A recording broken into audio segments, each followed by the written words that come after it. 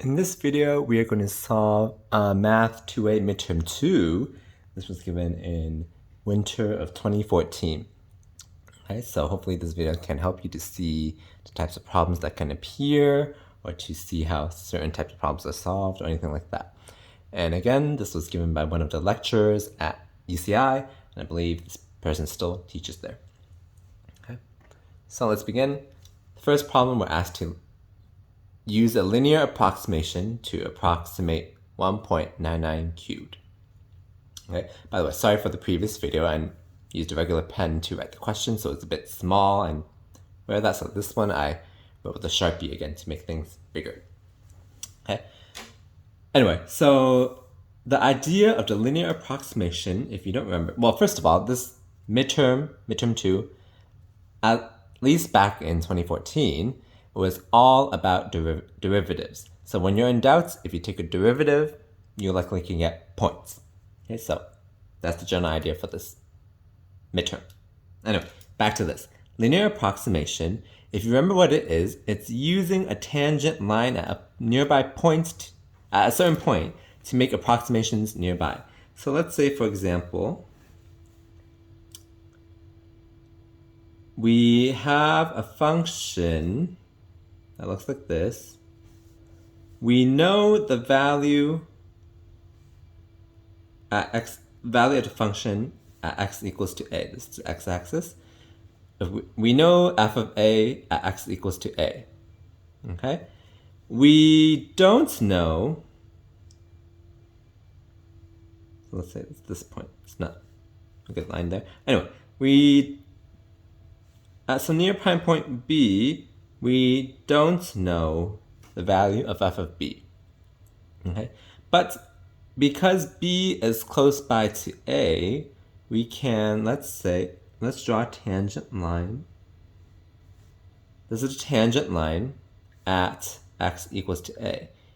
We can use this tangent line to make approximations of the function nearby x equals to a. So as you can see here in this example, if we take this point on the tangent line at the same x value of x equals to b, okay, we use this point on the tangent line.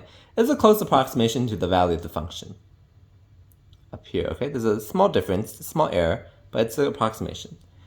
And of course, as you move b to be closer to a, your approximation gets better, your linear approximation gets better, because as you can see, you can pick a point close by here, the area gets smaller. Okay? So that's the idea. So for here, we want to approximate 1.99 cubed. We know the value of 2 cubed, that's a close by value, right? That is equal to 8. So we probably want to use something about this to approximate this. So once again, when you're in doubt, you take a derivative. So the function is x cubed. Okay? In general, we're trying to find the cube of some number. And then here's your partial points. F prime of x is 3x squared. Okay? We want to find the slope of the tangent line at x equals to 2. So evaluate this at x equals to 2. What is that? That is 3 times 4, which is 12. Okay, this is the slope of the tangent line.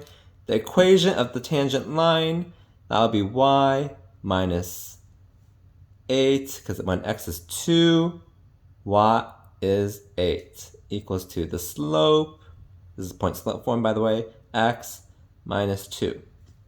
This is the equation of the tangent line. So let's write tangent line is this, okay? And again, we know the value of the function when x is equal to 2, that is 8. The tangent line touches the function x cubed at x equals to 2, so it should touch at the same point. So we can verify that we got a tangent line correctly by plugging in x is 2. When x is 2, y should be 8. This goes to 0, so y minus 8 is 0, y equals 8, so confirmed, okay? Now, we're going to use this tangent line to approximate 1.99 cubed. So when x is 1.99, so let's say a is 2. So 1.99 will be down here somewhere. Okay, close by. Okay, so y minus 8 is 12. So x would be 1.99 minus 2. Again, once again, we're using the tangent line to approximate, to do the linear approximation. Okay, hopefully that's ingrained in your mind after I said it a few times. Let's solve for this. Y minus 8 is 12. That'll be minus 0.01, which is y is equal to 8 minus, that'll be 0.12, which is 7.88. That's our answer. Okay, so that's how we do that problem. Next one, we're asked to find dy dx if arctan of y is xy squared. Okay, this, you have to use implicit differentiation. So the key here is you just differentiate everything as normal, but whenever there's y, you have to tag on a dy dx. Okay, so what's the derivative of arctan? That's simply 1 over 1 plus y squared. And then, as I just said, we have to multiply by dy dx. Okay, you could write y prime, that's fine too, but I feel like that's messier. So I like to write dy dx to make things more clear. Over here, we have a product of two functions, so we need a product rule. So what does the product rule say? First d second plus second d first. So first d second is just 2y dy dx plus second d first derivative of x, just 1. So we're just left with y squared. Now we move the dy dx terms together, so it'll be 1 over 1 plus y squared dy dx minus 2xy dy dx is equal to y squared. I just move this term to the side. We factor out dy dx.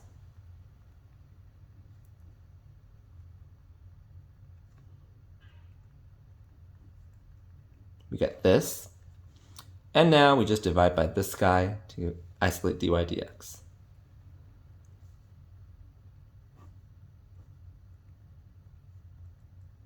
Okay, so this should be your answer. Okay, no need to simplify. Most of the problems you don't have to simplify. And sometimes they explicitly say, no need to simplify. This should get you the points right away.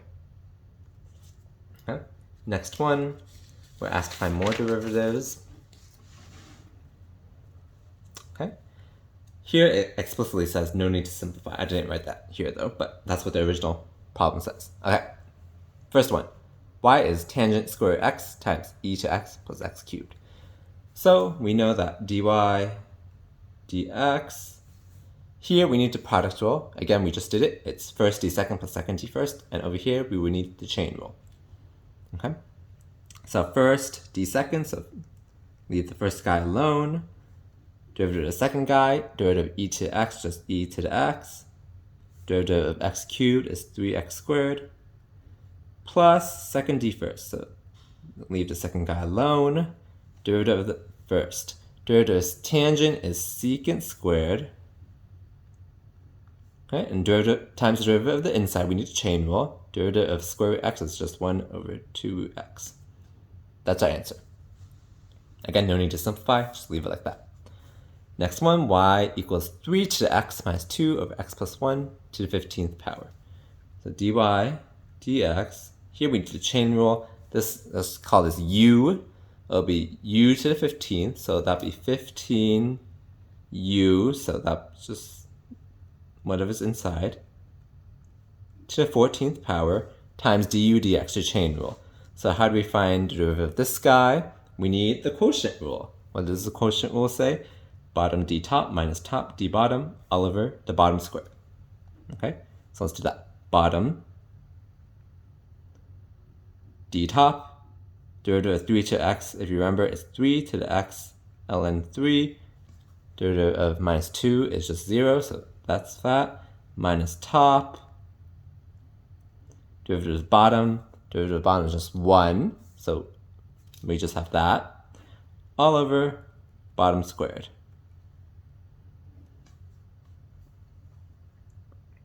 And that's our answer.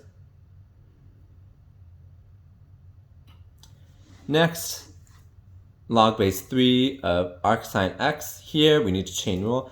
If you don't remember the derivative of log, you can simply change the base first using your properties of log, so I like to do that. We change the base. Okay, so dy dx, 1 over ln3 is just a constant, and that's the same constant you would get if you remember the formula for the derivative of log. So 1 over ln3 times, that's the constant, so we need derivative of ln, which is just 1 over arc sine x, times derivative of the inside is arc sine x. Derivative of arc sine x, do you remember, is this guy. And that's our answer.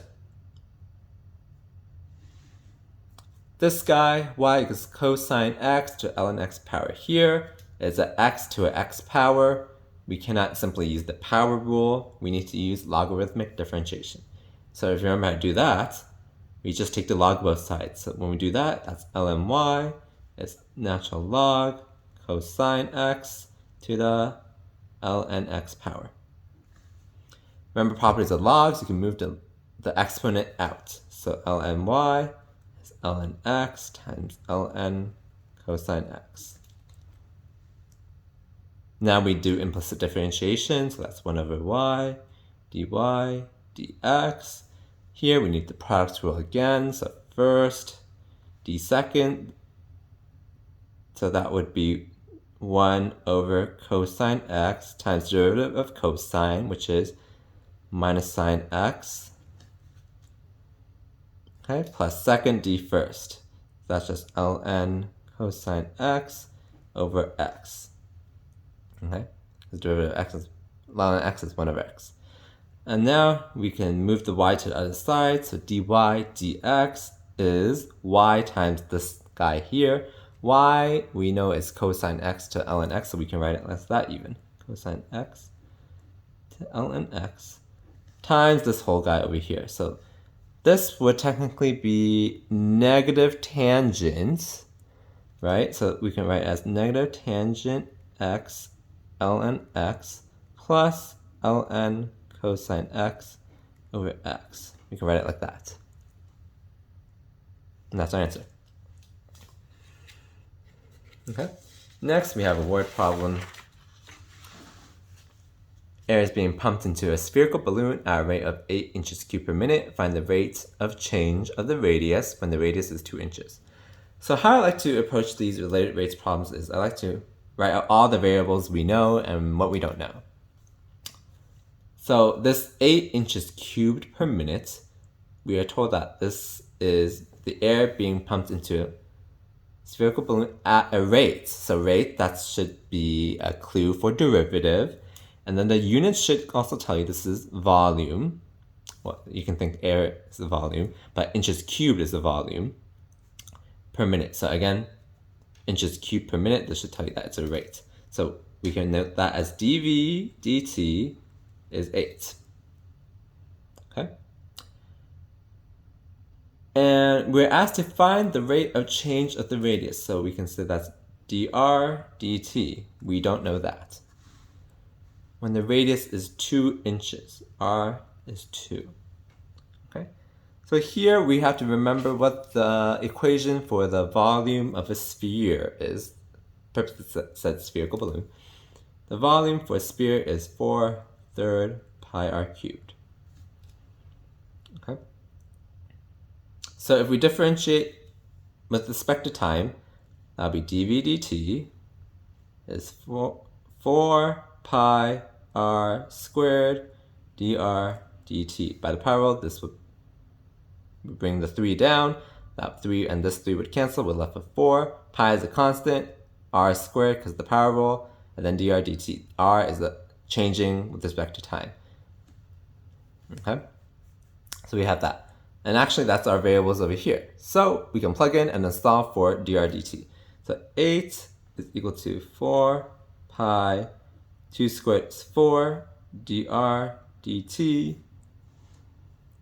Okay?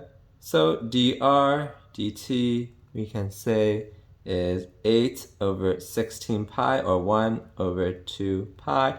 Don't forget our units. This is change of radius over change in time. the radius is in inches, time is in minutes. That's our answer.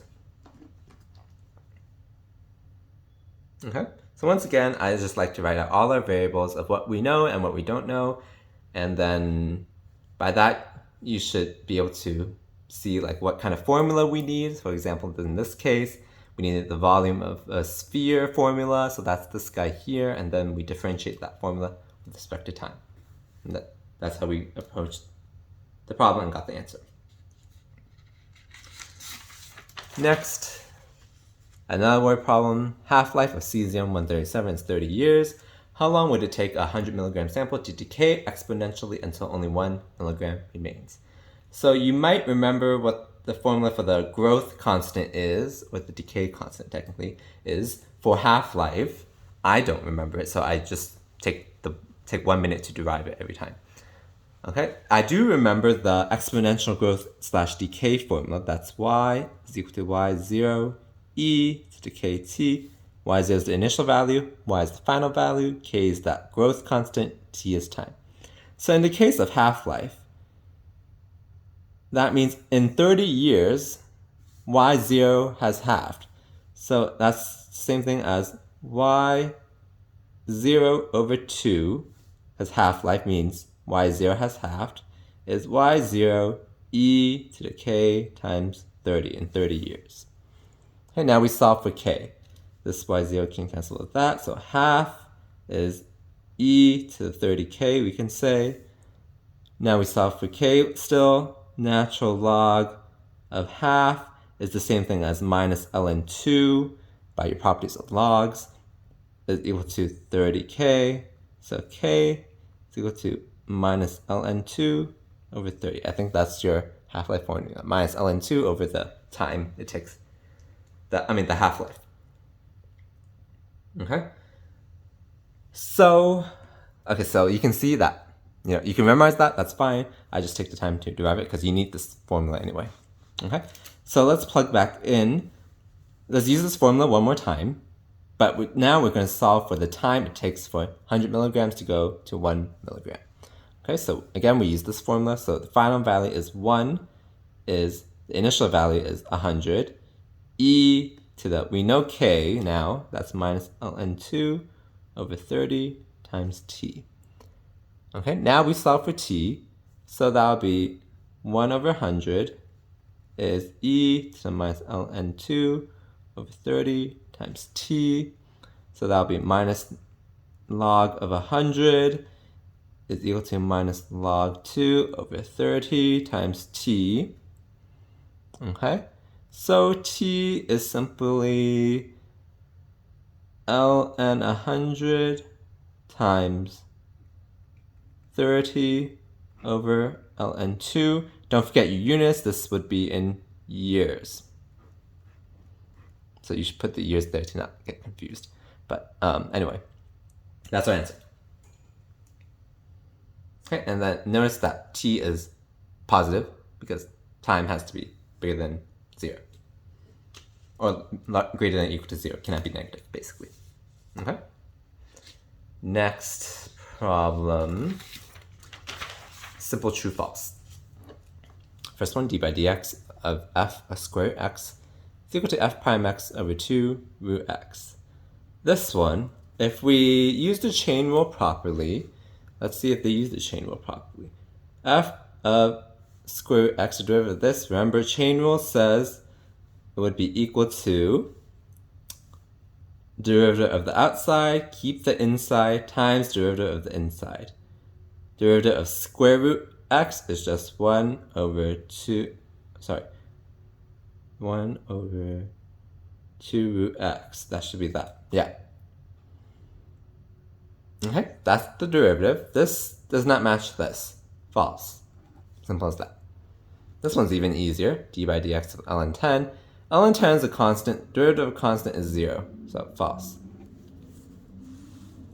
This one, derivative of 3 to x is equal to x, 3 to x minus 1. This is obviously false.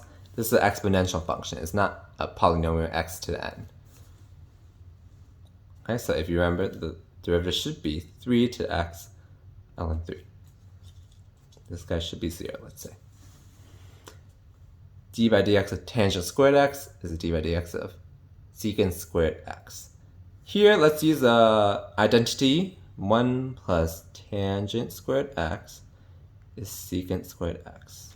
We have this identity. So we can rewrite this guy as derivative of 1 plus tangent squared x. Remember the properties of derivatives? We can take the derivative of each thing one at a time. Derivative of 1 is 0, so that would go away. Derivative of tangent squared. So we're left with derivative of tangent squared x, which is matching this side. True.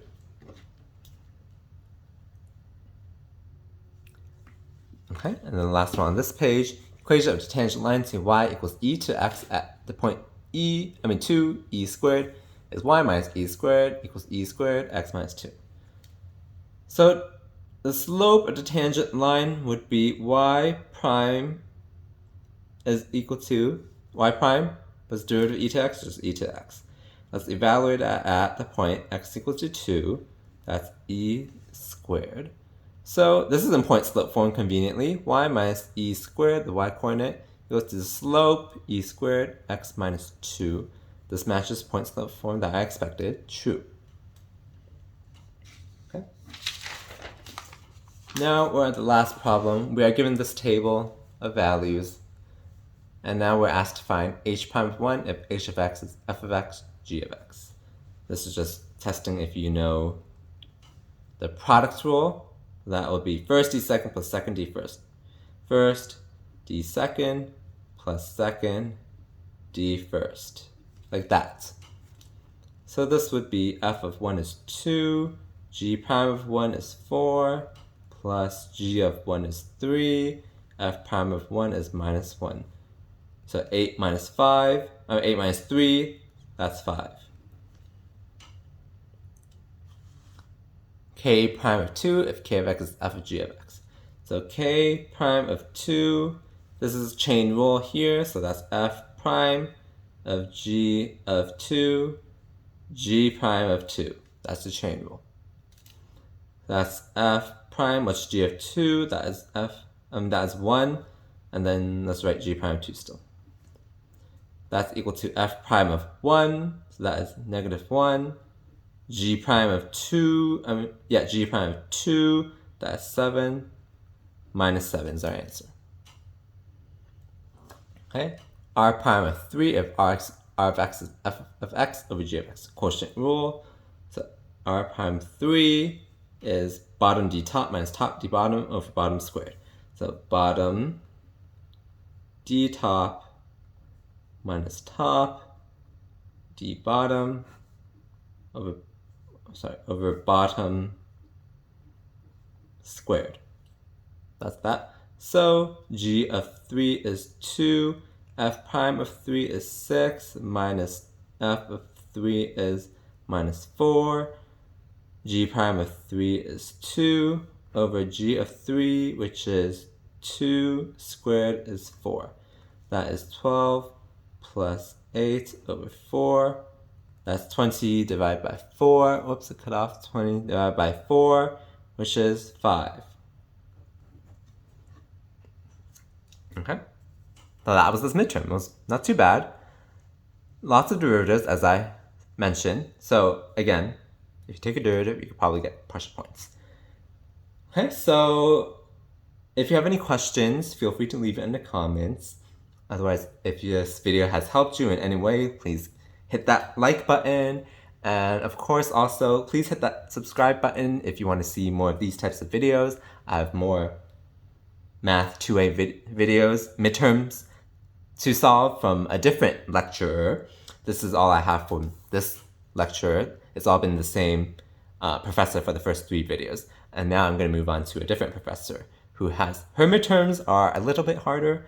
So that'll be a good challenge maybe for some of you. Yeah, I don't think she teaches at UCI anymore. But anyway, there's still a good problem set to try. Anyway, I'll see you in the next video.